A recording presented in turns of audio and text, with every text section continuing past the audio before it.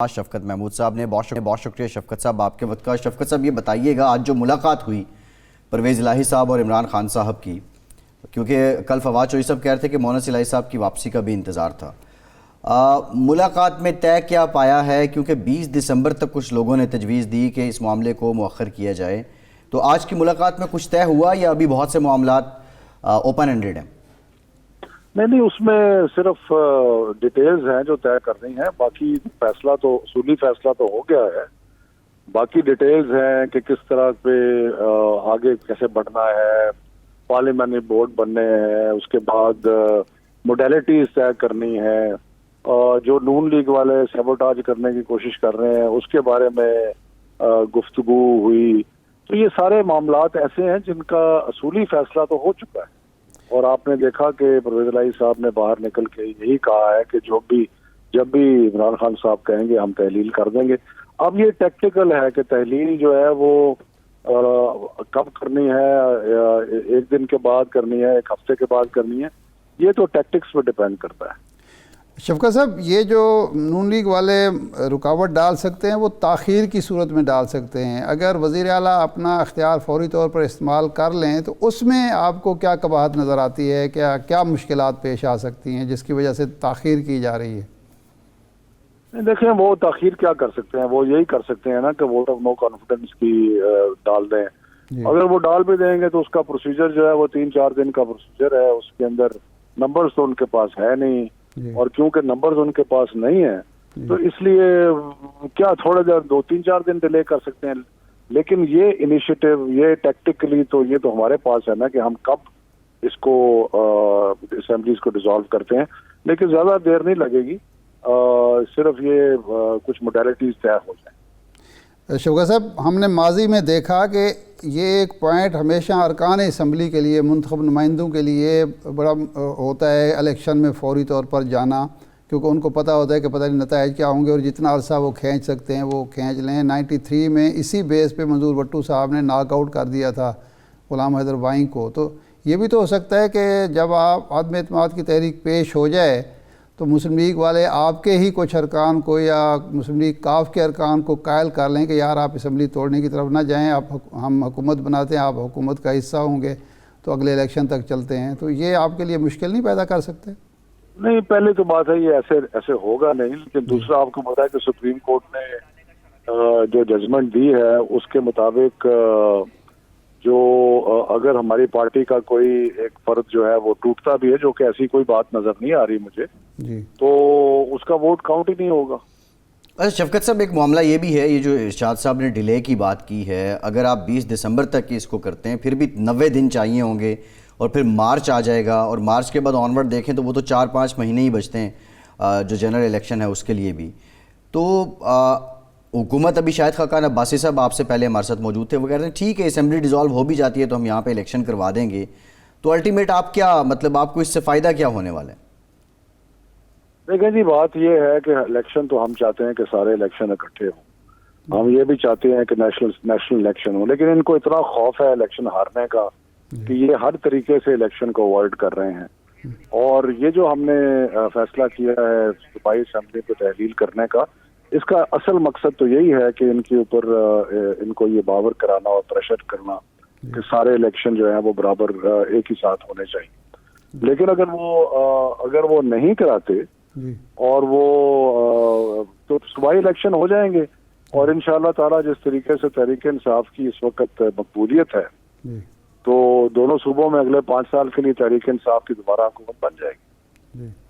शफकत साहब, खान साहब मुतअद्दिद बार ये इस खदशे का, अंदेशा का इजहार कर चुके हैं कि ये जो मुस्लिम लीग नून है, पीपल्स पार्टी है या हुक्मरान इत्तेहाद है, मुझे भी इलेक्शन से बाहर रखना चाहता है, मेरी जमात को भी धांधली के ज़रिए हराना चाहता है। तो कमान की तब्दीली के साथ आपके ये खदशात, अंदेशे दूर हो चुके हैं? अब फेयर एंड फ्री इलेक्शन होंगे या अब भी आपको धांधली का अंदेशा है? देखें जी, पहली तो बात यह है कि जहाँ तक अफवाज की बात है उनको तो आप एक तरफ रख दें, हमें कोई ज़रूरत नहीं है हमको डिस्कस करने की। उन्होंने कह दिया है कि वो ये पॉलिटिकल हैं तो जितनी डिस्कशन करेंगे हम उनको दोबारा पॉलिटिक्स में खींच रहे हैं। बाकी रह गया ये कि नून और हम आपस में बरसरे पेकार भी हैं, हमारे सियासी मुखालफत भी है, वो चलती रहेगी। और उसमें जो आइन और कानून के मुताबिक अदालतों का बहुत इम्पोर्टेंट रोल होगा। अच्छा। उसमें अदालतों के, क्योंकि इन्होंने मुख्तलिफ तरीकों से कोशिश करनी है सारे प्रोसेस को सैबोटाज करने की, हम अदालतों में जाएंगे। तो मेरा ख्याल है कि ये जो भी करना है ये सिविलियंस अफेयर में होगा, और इंशाअल्लाह ताला इंतखाबात जो है वो हम कोशिश करेंगे जल्दी और फेयर एंड फ्री। ये जो 2 सूबों के इंतखाबात होंगे वो मौजूदा इलेक्शन कमीशन और चीफ इलेक्शन कमिश्नर कराएंगे, तो आपको अब कोई अंदेशा उनसे नहीं रहा, या आप समझते हैं कि आपने लेवल प्लेइंग फील्ड ले ली है कि आप इलेक्शन खुद कराना चाहते हैं अपने 2 सूबों का? देखें जी, हमें बहुत सारे खदशात भी हैं, हमें बहुत सारी उनसे शिकायत भी हैं, और लगता यही है कि कुछ ना कुछ वो करेंगे, लेकिन ये इतना आसान नहीं होता। जब जनरल इलेक्शन होता है तो जो भी वो हथकंडा इस्तेमाल करेंगे हम उसका मुकाबला करेंगे और इंश्योर करने की कोशिश करेंगे कि फ्री एंड फेयर इलेक्शन।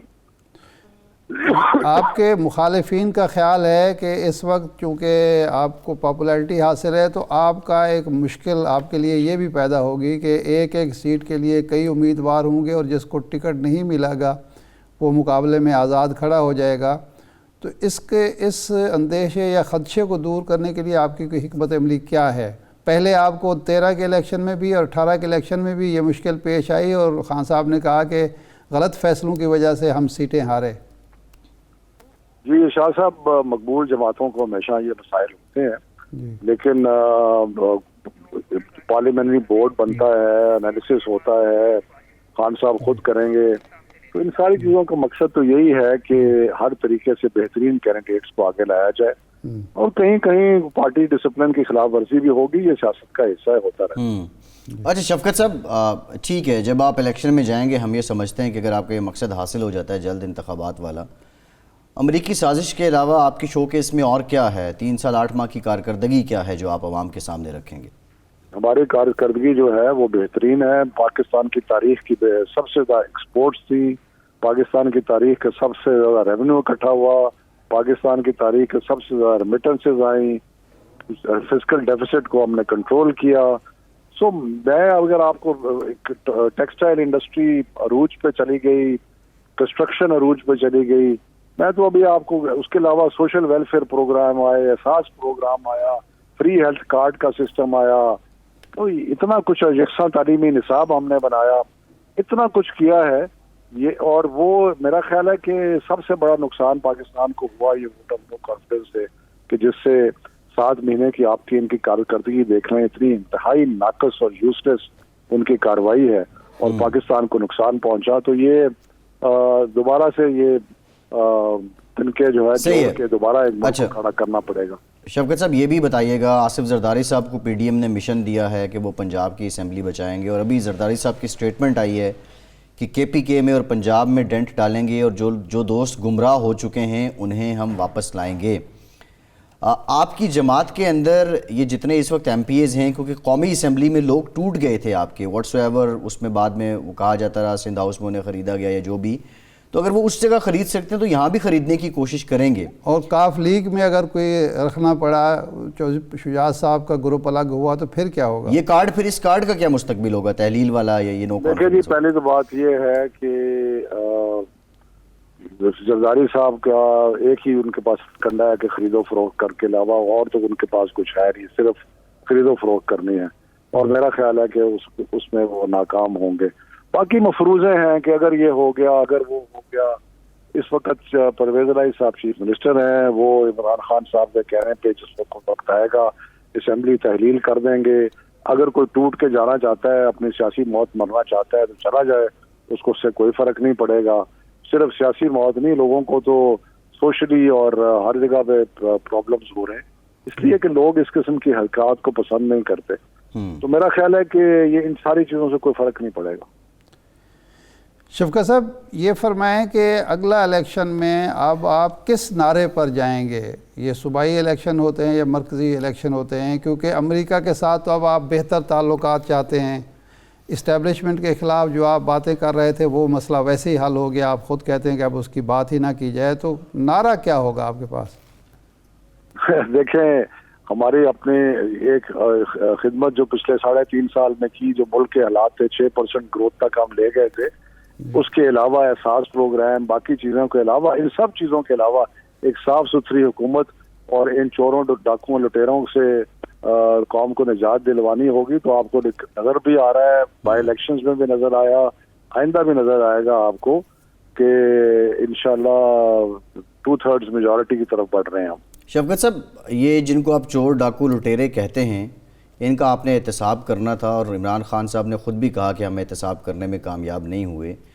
तो आप समझते हैं कि लोग इसको ज़्यादा देर बाय करेंगे अगर आप इसी तरह चोर डाकू लुटेरे कहते रहे जिनको आप साबित नहीं कर पाए? इमरान खान साहब ने यह भी कहा कि एहतसाब में हमें जो नाकामी हुई उसमें 1-2 शख्सियात जो थी इस वक्त, उनका बड़ा रोल था। मैं अब उसमें तफसील में नहीं जाना चाहता, लेकिन ये डिलिबरेटली कोशिश की गई कि नैब की जो एक्टिविटीज़ हैं उनको पाया तकमील तक ना पहुंचाया जाए, और ये बड़ी तकलीफ दह बात है। लेकिन बहरहाल ये एहतसाब का अमल जारी रहना चाहिए और जारी रहेगा। ये 20 दिसंबर की तारीख सुन रहे हैं कि जो कमेटी बनी थी उसकी अक्सरियत की राय ये है कि जी 20 दिसंबर को असम्बलियाँ तोड़ दी जाएँ। तो ये तारीख पक्की है, 20 को टूटेंगी या उससे पहले या उसके बाद? मेरे पास इरशाद साहब कोई तारीख नहीं है। सही है। अच्छा, परवेज़ इलाही साहब से मुतालिक PDM वाले कहते हैं कि हमारे साथ मिठाई खा के आखिरी रात वादा करके अगले दिन वो आपके कैंप में चले गए। आपके यहाँ तो ऐसा कोई खदशा नहीं पाया जाता? नहीं, तो परवेज़ इलाही साहब जो हैं वो हमारे साथ खड़े हैं। मोनिस इलाही ने और परवेज़ इलाही साहब ने बारहा इस चीज़ का इरादा किया है कि वो तहरीक इंसाफ के साथ खड़े हैं, और इसलिए ऐसी बात कोई है ही नहीं जिसकी इसका डिस्कस भी किया जाए। शौकत साहब, ये फरमाएं कि ज़ाहिर बात है कि फ़ैसला अब जब इस्टेब्लिशमेंट गैर जानिबदार है तो हुक्मरान इत्तेहाद ने करना है कि इलेक्शन कब कराए जाएँ। क्या आपके दूने पर्दा कोई राब्ते हैं हुक्मरान इत्तेहाद से जिसकी बुनियाद पर आप गारंटी ले सकें या आप कबल अज़ वक्त इलेक्शन ले सकें? ज़ाहिर है वो मुज़ाकरात के बगैर तो नहीं हो सकती। हमारे कोई राब्ते नहीं है और कोई मुज़ाकरात नहीं है। हाँ, मुज़ाकरात हम करेंगे, राब्ता करेंगे जिस वक्त असूली फैसला इलेक्शन का हो जाएगा और वो इलेक्शन की तारीख के बारे में बुनियादी चीज़ें तय हो जाएंगी, फिर हम मिलेंगे, मुज़ाकरात भी करेंगे। उससे पहले नहीं शफकत साहब, जब वो इलेक्शन का तय कर देते तो फिर मुज़ाकरात किस बात पे होंगे? मुज़ाकरात तो इसी बात पे होने चाहिए ना कि इलेक्शन कब हो। तो वो यही तो कहते हैं बात नहीं है, वो एक मशरूत, सिर्फ ये बात नहीं। जी जी जी जी जी सॉरी, मैं सिर्फ ये कह रहा था कि इलेक्शन को फ्री एंड फेयर बनाना जो है वो भी एक बहुत बड़ा टास्क है। जी नहीं, हमारा यही सवाल है ना शफकत साहब, जब आप अंडर डिस्कशन ही नहीं आएगा एजेंडा, उनकी तरफ से नो लिफ्ट होगी, आपकी तरफ से भी एक मुस्तकिल स्ट्रेटजी एहतजाज की मज़ामत की चलेगी, तो ये कैसे रूल्स ऑफ गेम कैसे सेट होंगे? जैसे मैंने कहा कि जी प्रोविंशियल असेंबलीज टूट गई, आम इंतखाबात का अमल शुरू हो गया, तो ये उनके लिए एक नविश्ता दीवार होगा कि फेडरल इलेक्शन भी नेशनल असेंबली के भी कराए जाएं। नहीं, वो तो लॉन्ग मार्च के टाइम भी आप कहते थे, 2 अटेम्प्ट लॉन्ग मार्च की भी कर ली शफकत साहब, लेकिन वो आपको मकसद हासिल नहीं हुआ। जी जी जी जी मेरी बात सुन लेना, मैं सिर्फ ये कह रहा हूँ कि जिस वक्त ये असूली फैसला हो जाएगा कि इलेक्शन मार्च या अप्रैल में कराने हैं, बाकी तारीख और बाकी किस तरीके से उनको फेयर